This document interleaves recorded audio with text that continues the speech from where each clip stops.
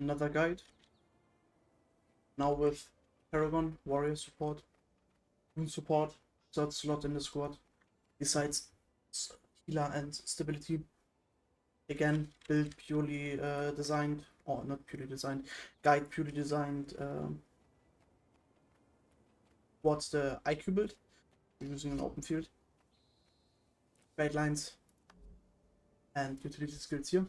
Pretty straightforward with everything. Heavy might generation, plus some quickness, plus some extra boons from Banner of Tactics, which also gets more effectiveness from the double standards. We have increased healing, we have adrenaline restoration on using those skills on the Shans and the burst skill itself. We have super speed access.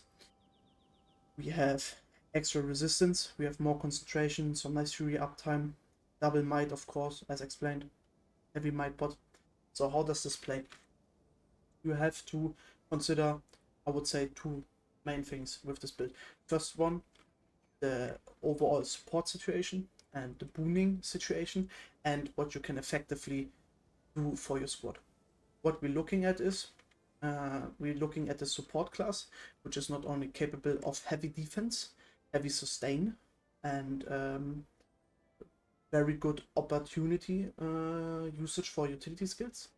We're also looking at a very push heavy and offensive designed support at the same time, and you can switch over with both styles with one and the same build depending on how you use your tools. Weapons are staff, sword, warhorn, pretty straightforward with the build. Full minstrel, rune of radiance, full concentration infusions, hydromancy, energy transference on the weapons, together with Relic of Herald to give us this last bit of boost for the concentration. How does this end up being used? You have the standard Might Blast on Firefield with Warhorn 4-5. You can easily give 2 blasts. You can also spare one of the blasts if you have a scrapper. The more you know you have blasts in your party, the more you can save your tools. What we're looking at is, for example, only Warhorn 4 could be more than good enough.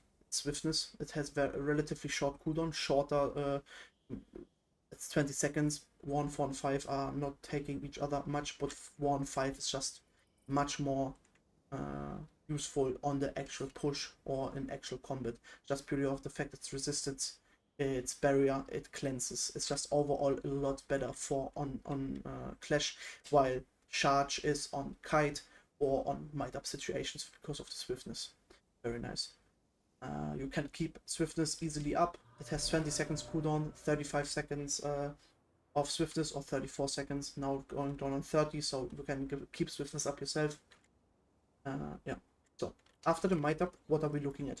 You are the first stop in your party, so that afterwards your luminary can take over, or your firebrand. How does this look? If I go into my own squad real quick. If we are stacking here and enemy is triangle and we run towards them at around a distance of, let's say, roughly 600, so my pull distance here, you want to pop Banner of Tactics. Not when we're right before this distance. So this from the banner to triangle 600, want to pop it like here, a little bit in front of you, like roughly where your name is. You want to click it to pop it down. Of course, always depends on how you have your camera angle. I prefer a little bit more top-down camera angle, so for me, right above my name is always the distance which I choose to pop the banner, and then right before you enter 600. This guarantees not only stability, also resistance, resolution, and super speed, which helps on the push, and afterwards your firebrand has an easy time taking over. What else are we looking at? We're looking at utility skills and weapon skills, which needs to be used soon.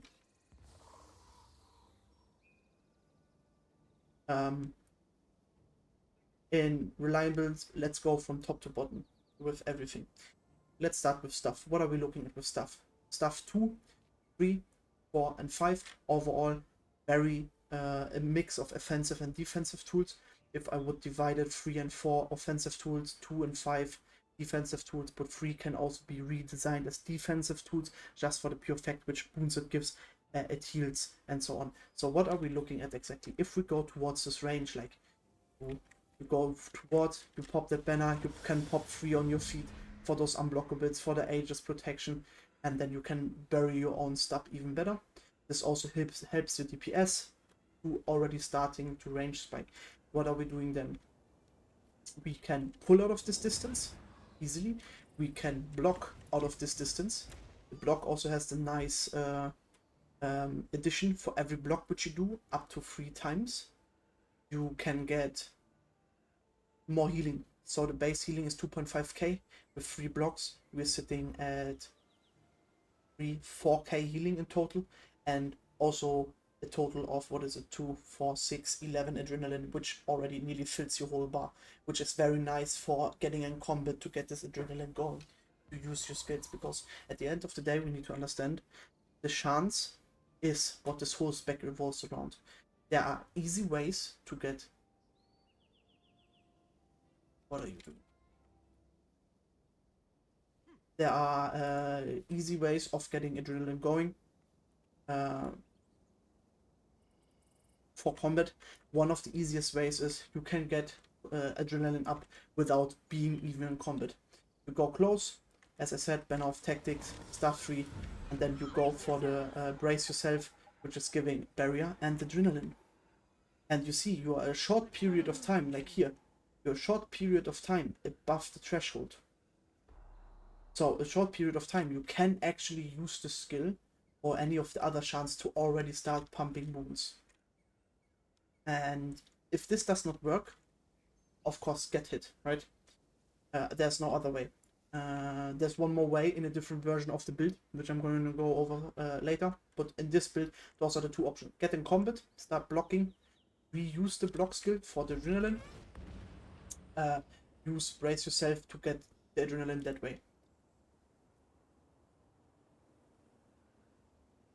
If we then look into what is actually happening in combat, here's the perfect timing to go over the utility skills. Every of our utility skills has 2 parts of it. There's a selfish part, which only works for you, which is the main use, and then it has a echoing part, like that is group orientated. For example, with We Shall Return, the healing skill that we choose is the selfish part is you heal yourself and allies in an area around you, more yourself, less the allies. That's nice, but that's not what we're using for. We are looking at the echoing, which then ends up healing again for less, but cleanses. And the cleansing is here the important part. This is your, when on a kite, there needs to be cleansing, extra cleansing. This is how you help out your healer. You can always pop this a little bit before the kite, since you see initial cast, 1, 2, 3, extra cast, and then again 2, 3, and another cast. Of course, we have the double shand, the double cast of on the shands, on not on the shands, on the echoes, the double echoing. So you have 3 seconds in between every echo, so you can use it a little bit earlier. You have to use it a little bit earlier, so be mindful. You actually to look a little bit ahead together with commander of what's going to happen. Same with brace yourself. You apply a barrier, and then again barrier together with, I think, the protection is also on every cast. And most importantly, as I explained before, adrenaline. A lot of adrenaline. A total of 30 adrenaline. If you get in combat and you use the skill, you will be full afterwards without doing anything. Then our Never Surrender.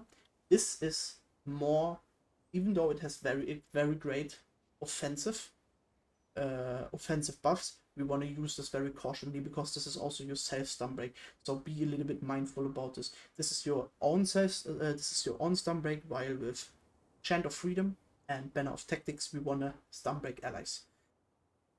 This is also only a self stun break. It cannot stun break allies. Only yourself. So it gives resistance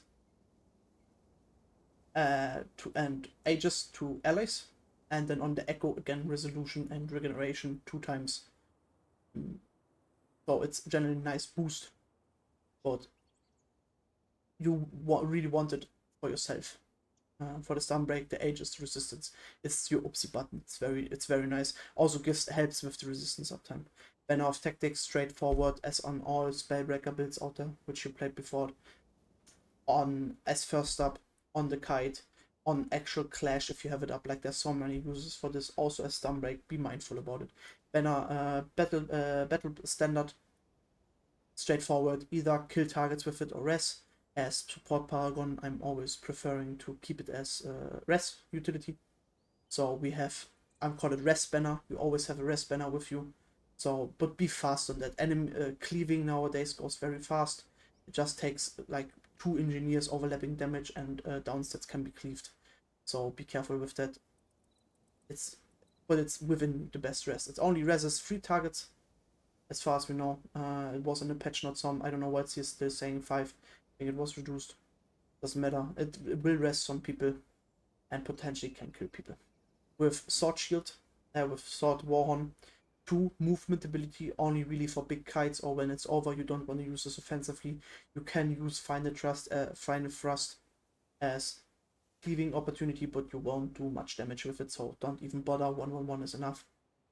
Charge, as I said earlier, swiftness, cleanses impairing conditions, nice blast finisher. Call of Valor, very nice push opportunity, kite opportunity, cleanses, barrier, boons, very nice. So, what are actually your priorities? You might think that camping on Chant of Actions is the best option here, but you would be wrong with that.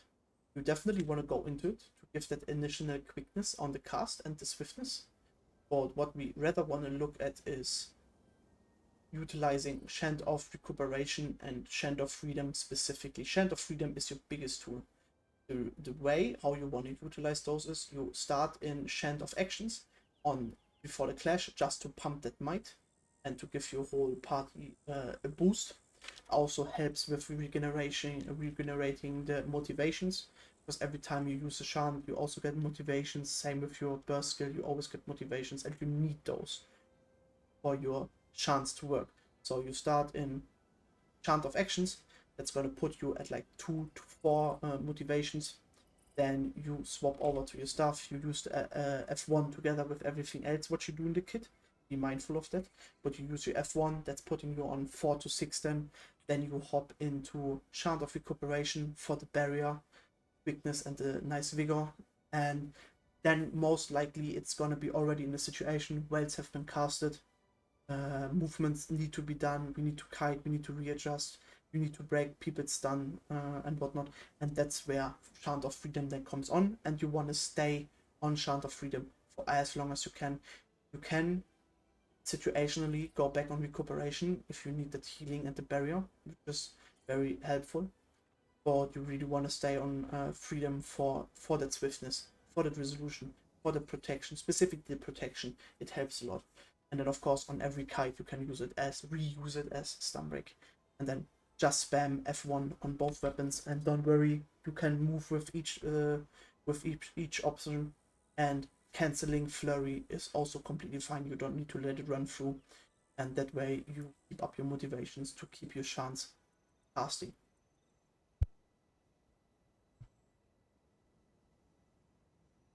So now this describes the kit of the build. As I said, be mindful how you use your tools. You always want to play together with your squad and not play selfish around your tools. There's no need of jumping into the enemy block. There's no need on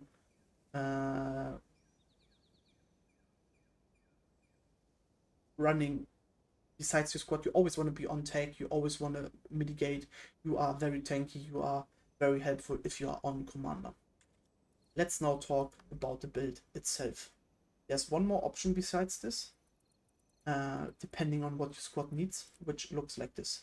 This is a lot cleanse heavier version. We have the extra condition cleanse. We have the extra condition cleanse on the healing skill.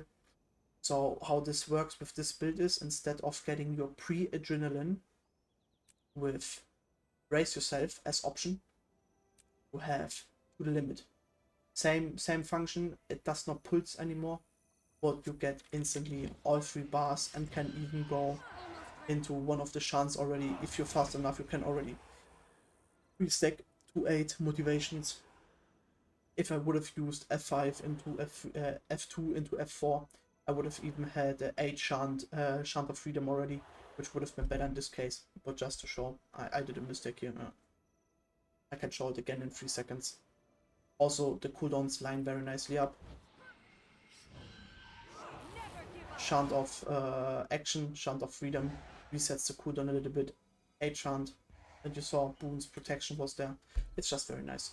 Cleanse option, this is also group stun break. It cleanses group stun break, so always validate what you want to use. Rather use chant of freedom and banner of tactics as stun break. Keep this for the cleanse. Party view on the left, you don't see it, but party view on the left, very nice. And work it out that way. This is so far everything which needs to be known about Paragon to make it work. Again, don't just play it as a stupid might bot. No one needs a might bot. Play it smart, play around your tools. You are a powerhouse of a support, and you can literally decide how good pushes are going, how good recovering goes. Use your tools, play smart around it, use your CCs, and then it should be more than enough. And that's about it with Paragon. Gladly, if you need anything else, anything specific, gladly hit me up on Discord, and then you can always ask questions directly, and it should not be a problem.